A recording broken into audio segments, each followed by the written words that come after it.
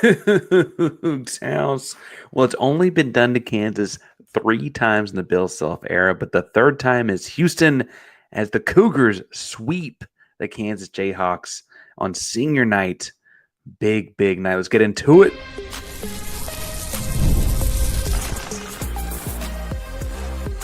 You are Locked On Coogs, your daily podcast on the Houston Cougars, part of the Locked On Podcast Network, your team every day. Welcome to Locked On Coogs, today's podcast about your Houston Cougars. I'm your host, Houston-born teacher and coach Parker Ainsworth, here to break down all things Cougs. And in this case, that is Houston knocking off Kansas 65-59 in a big old kind of way. Drop your reactions and comments on the game and sweeping Kansas and all that jazz into the comments to keep in on the conversation. This is a live reaction show. If you're joining us on the audio platforms after the fact, make sure to subscribe to the YouTube channel and hit the bell so you know we're live after basketball and football games. Man, oh man. That was a fun one. As Houston, again, wins 65-59 in Fertitta Center. You had LJ Cryer early, couple of sharp shots from Mayo Sharp, a bunch of great offensive rebounding performances. But I want to start with what Walter says here because this is the most fun part of senior night. Malik Wilson gets the senior night start, and man, oh man, does he make it count. Now, I know he finished with 10 points on 10 shots and the 6 assists and 5 rebounds, given how many more minutes he got to play in this one as a starter because it was senior night, is a little bit different. But, like, he made all these plays at the most opportune times. The pick six. So Houston has a poor possession, only up, I think it was 3 at the time. And then, counting down, like, Kansas is going to make a run. They're going to do something. And he's like pick six for a big dunk in the final 5-minute mark or so. Like, he just made big play to big play at the right time over and over and over again. Listen, this show started in the 2022-23 season, so I got to pay attention more to the media pressers and stuff like that season that Kelvin was dishing out there. And he was saying it that year that Malik was pushing those guys behind the scenes in a way he didn't know. He was just giving all the praise. Didn't nobody ever seen it. Right?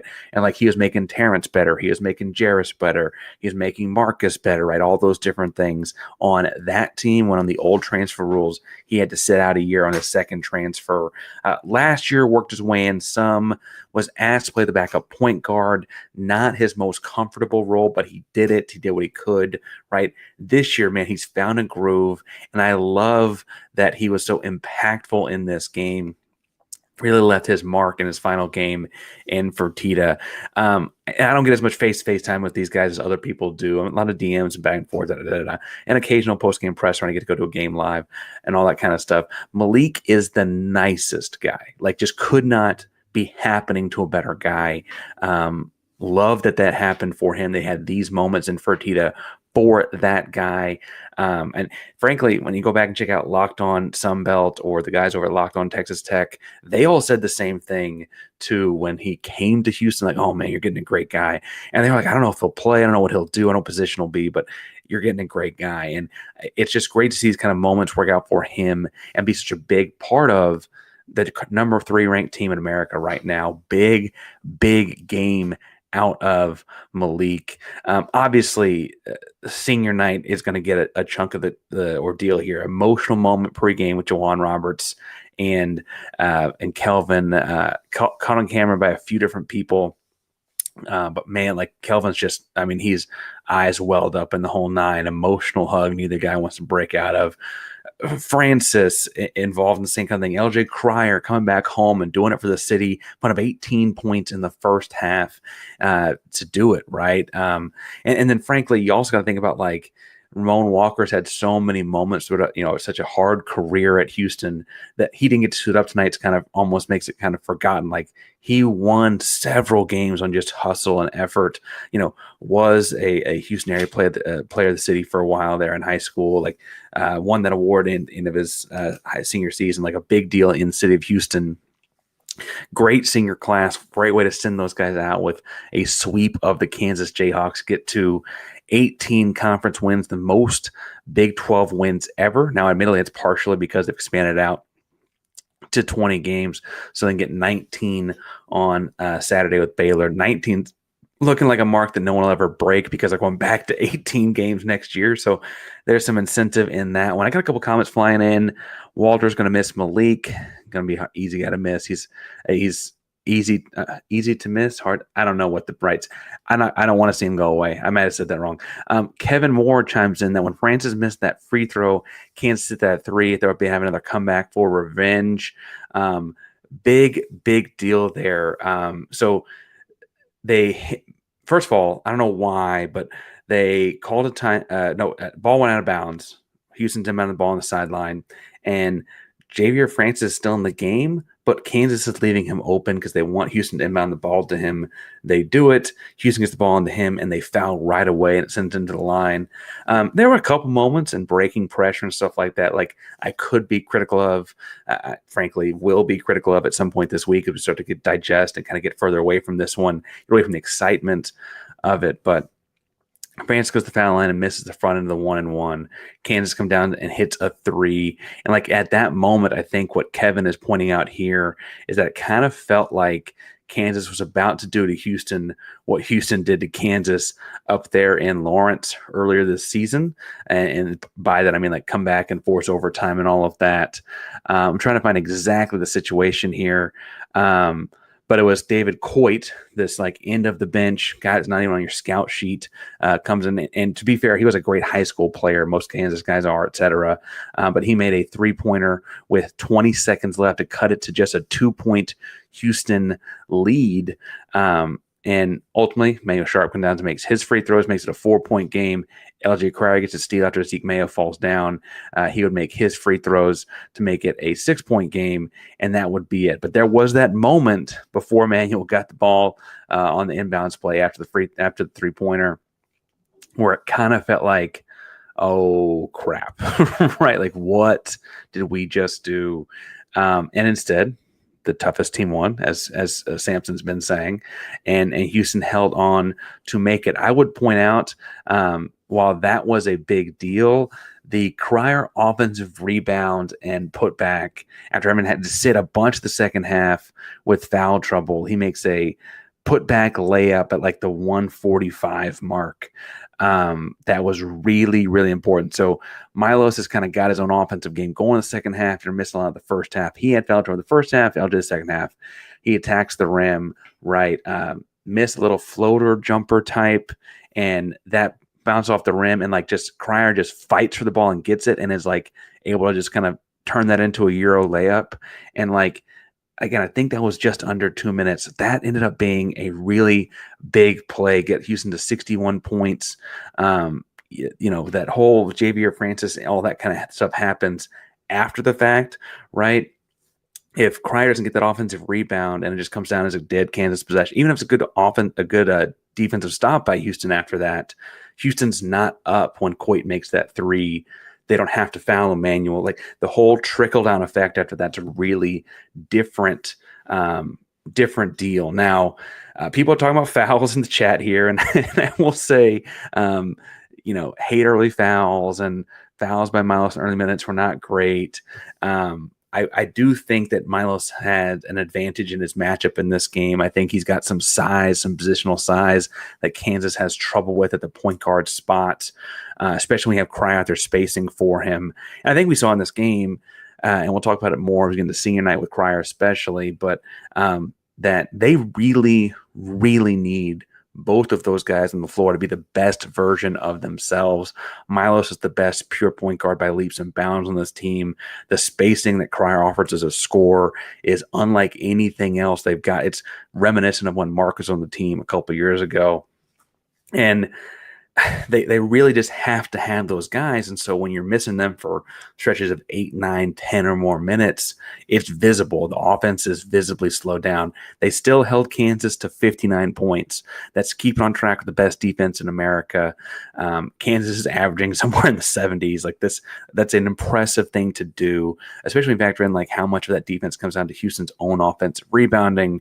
But the offense struggled we'll hit them throughout the week, I'm sure. I want to talk more about senior impact of performances on senior night. But first, our new buddies over at Supply House can get you supplies you need from the site for all the skilled trades you need. That's at Supply House. Whether you're in plumbing, HVAC, or electrical work, Supply House is the reliable way to order products online. Their easy-to-use website is packed with helpful resources and the latest product info to get you help to get the job done. Plus, with a complete inventory of over 200,000, it's a lot, 200,000 parts with over 400 top brands. You find exactly what you need delivered fast from coast to coast. If you need help with an order, Supply House offers expert support and industry-leading service, so you'll always talk to a real person. And talk for trade pros looking for extra edge. Free Trade Master program offers exclusive perks like dedicated phone lines, free shipping, discounts, lots of stuff going on there with thousands of skilled professionals that are already taking advantage, and now it's your turn. Join the Trade Master program at supplyhouse.com/TM and start ordering plumbing, HVAC, and electrical supplies with just a few clicks. Plus, if you use promo code SH5, you get 5% off your first order at supplyhouse.com. Parker Ainsworth, Locked On Coogs here, talking about Houston and Kansas. Houston holds off Kansas 65-59 to get the sweep. Big senior night from a lot of guys. Daryl here comments in the chat that he's not surprised about how they played a lot of emotion, net cutting, then senior night plus motivated Kansas. That's a crazy whirlwind of 48 hours, as Daryl lays out there. They won the Big 12 outright for the second consecutive year on Saturday, cut the nets, big celebration, etc. And then you got to turn around and play Kansas just over 48 hours later on Monday night for senior night. In between all of that, with the senior night videos going live on social media on Sunday, and then you got all the pregame festivities and the jerseys being passed off and the big emotional hugs, like the roller coaster of all that in between basketball games has got to take a toll on you. And I do think that as we look at this senior class, first of all, I mean, the senior class spends their latter half of their college careers in the Big 12 and kind of ushers Houston into the new team to beat in that Big 12. A pretty impressive senior group.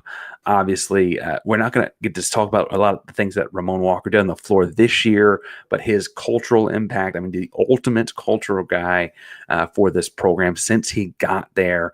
I thought that the tribute video to him did a good job of outlining that. Like, he's just always that guy's dive on the floor, finding loose balls, getting extra rebounds, getting extra possession, getting great defensive stops. He's that guy. Didn't get to see a whole lot this year with his injuries. Still up in the air about what could happen after that, but obviously got to pay some tribute to him. On the floor tonight for Houston, you saw, obviously, we talked about Malik Wilson, the impact he had in the first segment. He had a big night. He's had big nights throughout the year this year. Obviously, the shot against Kansas the first time these two teams played. I will also point out that he played really well the rest of that game too, right? I think people kind of forget that, he had a lot of points, great defense, etc. Like, he played really well tonight too. He's a good matchup for Houston and Kansas because he's got great positional speed that Kansas can't keep up with, it doesn't look like. Javier Francis, a lot has been made about Francis's impact as an offensive scorer and his growth and his development. And I want to echo all that.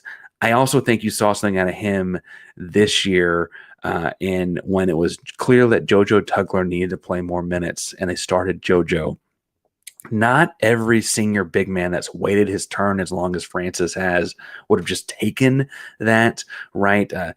He waited behind the Jarris Walker year when that happened. He kind of bided his time the year before that with Reggie and those. Like, he waited his turn, and then it got to be his senior year this year, and he got asked to take a back seat behind JoJo. And honestly, it really helped both players get a lot better. And I feel like part of his legacy at Houston will be, like, on top of whatever the team accomplishes the rest of the year this year, that Javier was able to, like, selflessly own that, I think, is a big deal and says a lot about him with whatever basketball he got left after Houston. Obviously, LJ Cryer, He's far from just like the hired gun. I think people think of the box score and think of him as the transfer from Baylor. He came home, wanted to do it with the city on his chest. A big deal, comes, plays for a winner. And he got better in all these different areas at Houston that people at Baylor were telling me before he got here he would never be good at. Really, really big deal for LJ. And then you got Juwan Roberts. And it's hard to not get emotional about Juwan Roberts and his impact on the Houston Cougar program. He's obviously been here 6 years between red shirts and COVID and all those kinds of things. But he's such an embodiment of where this program has grown to, where he's competing for Power Forward of the Year. He's going to be in the running for Big 12 Player of the Year. I don't know if he'll win it or not because he doesn't have the gaudy stats, but he's the heartbeat of this team that's going to win the Big 12 by multiple games. He played last year with a scoped knee and a hand in a soft cast. He's just a leader in every sense of the word for one of the best teams in college basketball, if not the best team in college basketball, year in, year out. And they said it on the broadcast night. When they recruited him, he was kind of on the side court at Peach Jam, 6'6", 185 pounds. And hey, that guy plays really hard. Let's see what happens. Just an island kid that ended up at Killeen. A big, big deal. Just to get the scholarship and get to go play at a program like Houston for a coach like Sampson, and then to turn it into this is just so cool, man. Just so cool. Senior class, full of class, to say the very least, and that they got to be the guys that did the things right tonight was a big deal as well.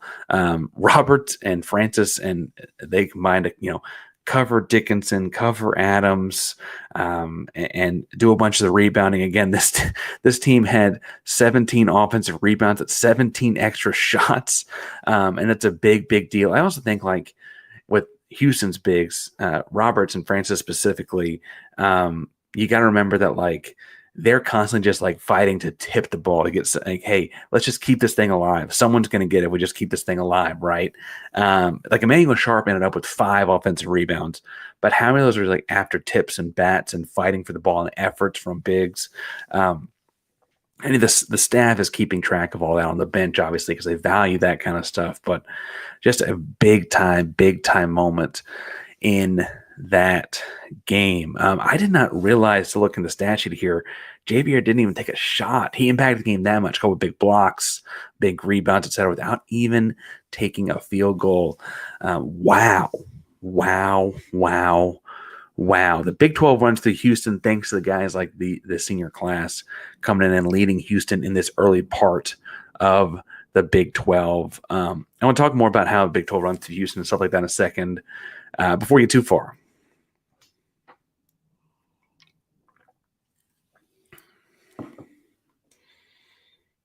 Locked On Coogs, Parker Ainsworth about Houston beating Kansas 65-59 to sweep the Jayhawks. Just the third time that's happened in Bill Self's entire time there.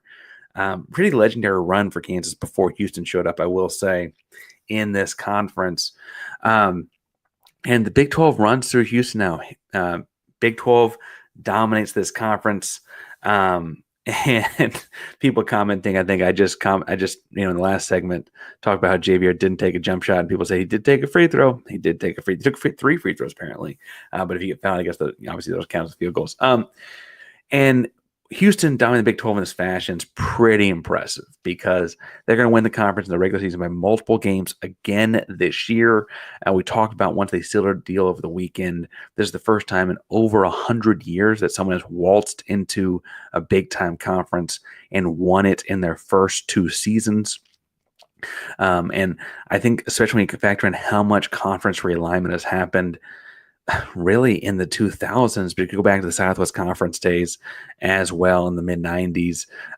It's pretty ridiculous, but also speaks to what Houston is and what Kelvin, Sampson, and the Cougs have built here as the conference now runs through Houston. That's not to say they're undefeated, because I can already see Iowa State and Texas Tech chiming into, well, what about this game? What about that game? The couple games Houston's lost on the whole, but they're 18-1 in conference play this year, and they were 15-3 a year ago in the regular season. I don't teach math, but that's a lot more wins than losses, and that just, if we're being honest, even optimistic Parker was like, hey, I bet they lose 3 conference games this year. And I think the person that wins the conference loses about 3 conference games. And to be fair, it looks like losing 3 conference games still would have let them win the conference. But they're exceeding even my, I thought at the time, lofty expectations, right? Just a crazy, crazy run for the program as it goes through Houston now.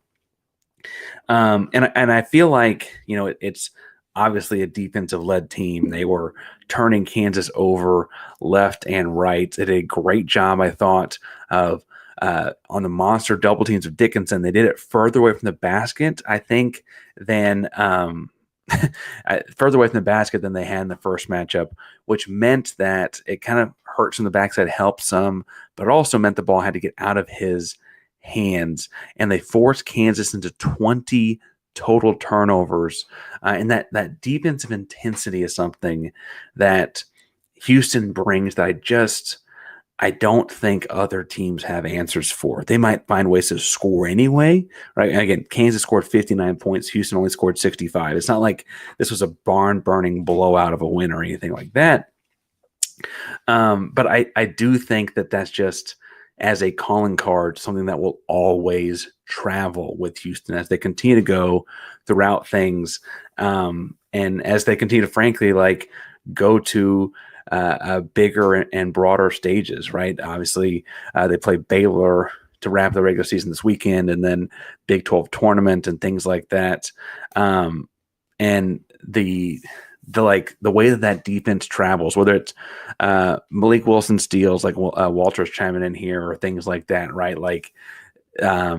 This way that the length and the aggression, and they're constantly rotating on a string. There's one possession late in the game where they're double teaming on the right side of the floor, and as the Hunter Dickinson passes out of it, and then they peel out Jalen Roberts the backside, and then Emmanuel and Milos to pull off the X-out stunt to make sure Milos closes off the ball.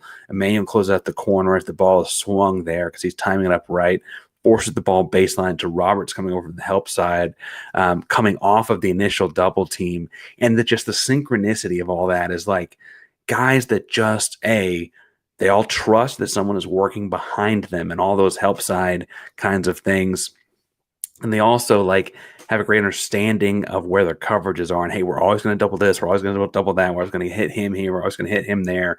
And I would stress, I was a coach at a small private high school, whatever. But when you talk to coaches at that level, they're having different game plans for different guys, different spots on the floor, and different situations. And hey, early shot clock, late shot clock, this guy, that spot, this spot.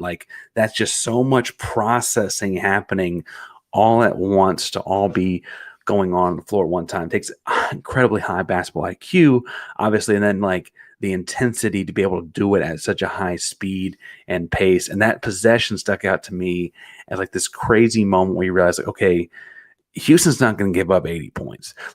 Houston might not score 70 points, but Houston's not giving up 80. This is going to be a low scoring slugfest kind of a game. It was late in the game. I felt like it was probably established early.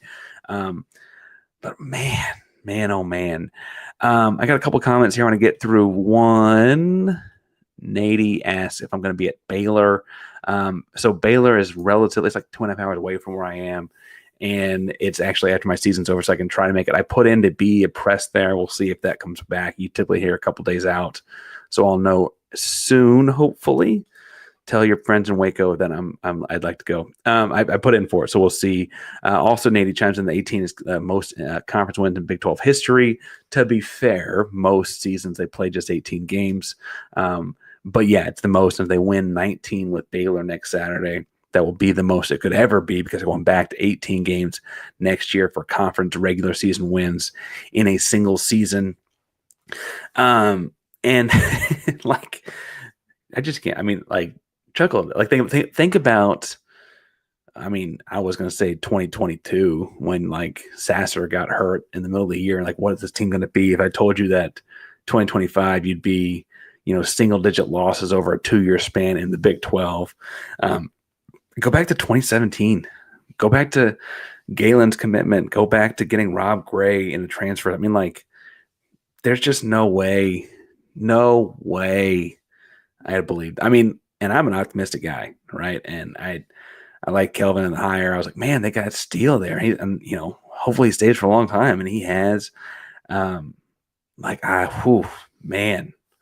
where has this program gone? I see 2 or 3 questions about Javier's eligibility in the chat here. From Paul Walters up. My understanding is that he might have a year of COVID, but they have to opt in and take that if they like. And that would be no, he doesn't actually, I don't think. I don't know how 2020, 21. I got to go back and check that out. They had treated him like a senior the whole time. I've heard no inkling that he's coming back. And I don't mean this in a negative way. We'll talk a lot in the offseason about it. They've got a pretty loaded roster coming in for next year when you factor in the recruits and then some of the, transfer portal whisperings and stuff like that could happen. If certain things, like there's all these contingency plans, if this, then that, if that, then this kind of stuff, plus the 3 5-star caliber players, plus Bryce Jackson is only a 3-star, I guess, but like missed a lot of sophomore, junior year hurt, and he's tremendous. Next year's roster is going to be loaded, and so I don't know if JVR will exercise that or go get some European kind of vacation out of playing over there. I say vacation, that's not a vacation, a lot of work, but or something like that, because I don't think JVR is done when his days at Houston are done, but I don't know where he'll play after that. He's really, really, really good. I just don't know where it'll be. And so Houston, in wrapping this up, 65-59, sweeps the Jayhawks, get to 18 conference wins. They win Saturday. They win a game or 2 in the Big 12 conference tournament. I think it's safe to say this team is a 1 seed. I think Lenardi's got them there. I think a lot of people have them there as of right now. Especially with Alabama losing last week a couple times. And I imagine you're looking at Auburn, Duke, Houston. And that 4th one, you might get a Florida. You probably get another. I guess it's whatever the next SEC team is. I don't know. I don't know that I really care. We'll talk more about that throughout the week. There's a lot of Big 12 news this week. And I want to talk. Oh, Walter points out, I guess Lenardi locked it in as a 1 seed after the game. So that, there you go. That's Lenardi. But a lot of Big 12 news this week. Getting ready for Baylor this weekend. Frankly, looking at March, about to log off of this and go record something for Locked On College Basketball with Isaac Shade as well. It's a great show for your first listen, second listen of the day after you checked out the Cougs, obviously. So you've been with us live all night tonight. Thank you. Go check out that in the morning. If you're listening to us on your audio platforms on Tuesday morning for your second listen, I'm going to say go listen to Locked On College Basketball because Isaac and I will be on that one. And we'll be breaking down things more throughout the week. Thank you all for supporting Locked On Coogs each and every day. Appreciate you more than you know. Locked On Coogs is primarily Locked On Podcast Network. That means your team, your Big 12 champion Houston Cougars each and every day. Go Cougs.